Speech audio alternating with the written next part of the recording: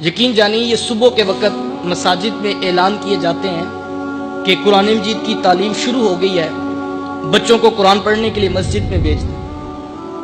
3 مرتبہ اعلان کیے جا رہے ہوتے ہیں اور منت برے لہجے میں جو ہے وہ سماجت کی جا رہی ہوتی ہے کہ قرآن کی تعلیم شروع ہو گئی ہے، بچوں کو قرآن پڑھنے کے لیے۔ تو اس وقت دل خون کے آنسو ہوتا ہے کہ یہ وقت بھی امت پہ اب آنا تھا۔ کیا قرآن اتنا ہی ہلکا رہ گیا تھا کہ اس کے لیے منت اور ترلے کیے جا رہے ہیں؟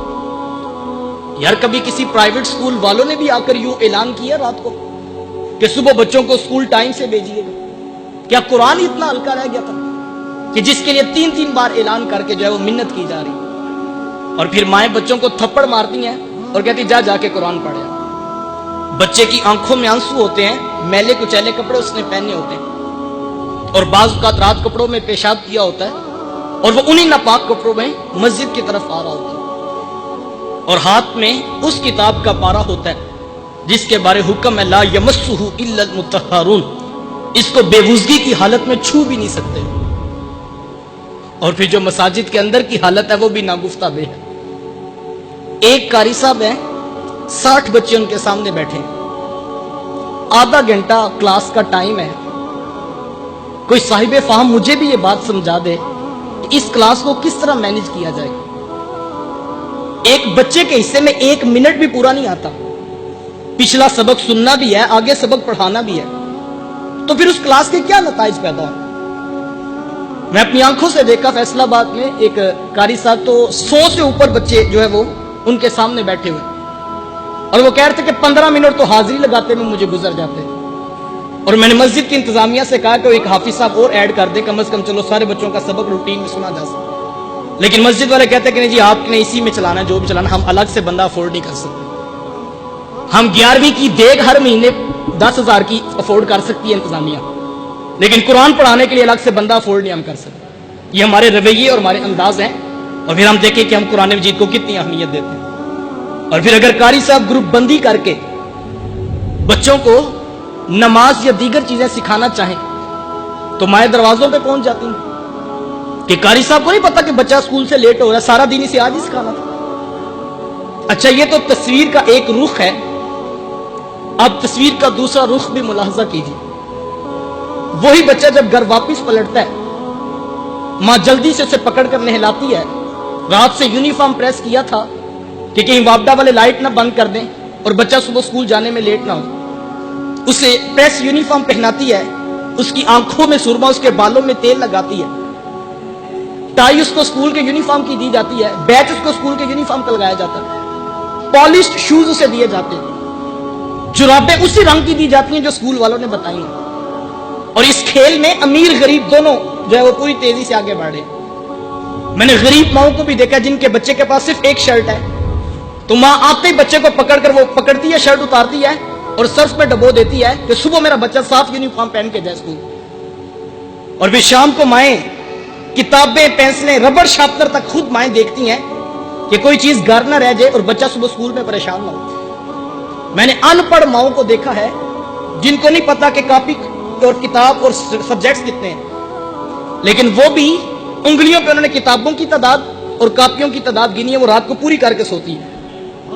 ربڑ شارپنر خود اس کے بیگ میں رکھتی ہے، صبح اٹھ کے لنچ باکس اس کے بیگ میں رکھا جاتا ہے، واٹر کین اس کی بغل پہ لٹکائی جاتی ہے، باپ اٹھ کے اس کا ماتھا محبت سے چومتا ہے، 10 روپے خرچی اس کی جیب میں ڈالتا ہے، اس کو اٹھا کر بائک پر بٹھا کر محبت بھرے لہجے میں باتیں کرتا ہوا اسکول چھوڑ کر بھی آتا ہے، اسکول سے لے کر بھی آتا ہے۔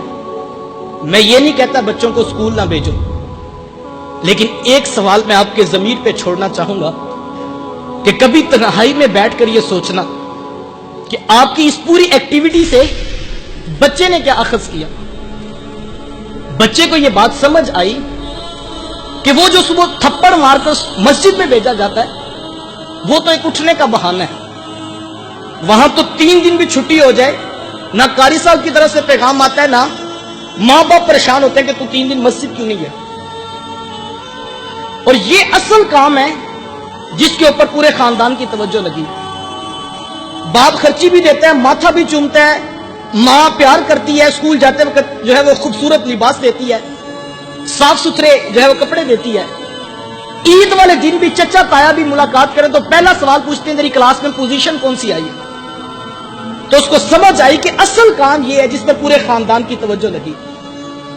تو پھر کل کو ماں باپ آ کر جو ہے وہ گلہ کرتے ہیں کہ جی بچہ ہماری بات نہیں مانتا ہے, یہ باپ کے آگے بدتمیزانہ لہجے میں بات کرتا ہے, ماں کا یہ گستاخ ہے. باپ کی آنکھوں میں آنسو ہوتے ہیں اور وہ کہتا ہے کہ میں جو ہے وہ 16 گھنٹے محنت کر کے اس کی فیسیں بھری ہیں اور آج یہ دوستوں کو تو ترجیح دیتا ہے لیکن اس کی نگاہوں میں باپ کی کوئی عزت نہیں ہے. تو میں کہتا ہوں جناب آپ کیوں خفا ہو رہے ہیں؟ آپ نے جس چیز کی فی پے کی ہے وہ رزلٹ کارڈ تو آپ اٹھا کے دیکھ لیں. آپ کیوں پریشان ہے کہ آپ کی محنت ضائع ہوئی؟ آپ کی محنت نہیں ضائع ہوئی. آپ نے فیس دی ہے کیمسٹری پڑھانے کی, فزکس پڑھانے کی, بایو پڑھانے کی, ریاضی پڑھانے کی. تو آپ رپورٹ کارڈ دیکھ لیں, وہاں پر تو پرسنٹیج 80 سے تجاوز کر رہی ہے. آپ کہتے ہیں یہ میری بات نہیں مانتا, یہ ماں کے ساتھ بدتمیزانہ لہجے میں بات کرتا ہے. تو صاحب معذرت کے ساتھ پورا اسکول کا سلیبس اٹھا لیجئے, آپ دیکھیں کتنی پرسنٹیج ہے, کتنی چیپٹرائزیشن ہے جو اخلاقیات اور آداب والدین سکھاتے ہیں. صاحب پوری کیمسٹری کھنگال مارو, کیمسٹری نہیں بتاتی کہ ماں کی سستی کا نام ہے. فزکس کے سارے اصول ایک پلڑے میں ڈال لو, فزکس کا کوئی اصول نہیں بتاتا کہ باپ کی سستی کا نام ہے. یہ سبق فزکس, کیمسٹری اور بایو نے نہیں پڑھانا تھا, یہ سبق یا تو رب کے قرآن نے پڑھانا تھا یا محمد کی میٹھی بولی نے سنانا تھا. لیکن ہم نے نہ بچوں کو قرآن پڑھایا نہ بچوں کو حدیث پڑھائی, اور نتیجہ وہ مانگ رہے جو قرآن اور حدیث سے پیدا ہونا تھا. رضا اللہ فی رضا الوالد و سخط اللہ فی سخط الوالد. میرے آقا ارشاد فرماتے ہیں کہ جس شخص کا باپ راضی ہے میں محمد اس کو ضمانت دیتا ہوں اس کا عرش کا رحمان بھی راضی ہے, اور جس کا باپ ناراض ہے اس کا عرش کا رحمان بھی ناراض ہے. کیا خیال ہے جس نے یہ لہجہ اور یہ 10 ماں کی گٹی میں اور باپ کی آغوش میں حاصل کیا ہو تو مجھے بتائیں کیا کبھی اسے اس کا لہجہ ماں باپ کے ساتھ آگے تلخ ہو سکتا ہے؟ چونکہ اس سے پتا اگر یہاں آواز اور لہجہ اونچا ہوا تو عرش کا رحمان ناراض ہو جائے. اس ویڈیو کو شیئر ضرور کریں, ہو سکتا ہے آپ کے ایک شیئر سے یہ بات کسی کے دل میں اتر جائے.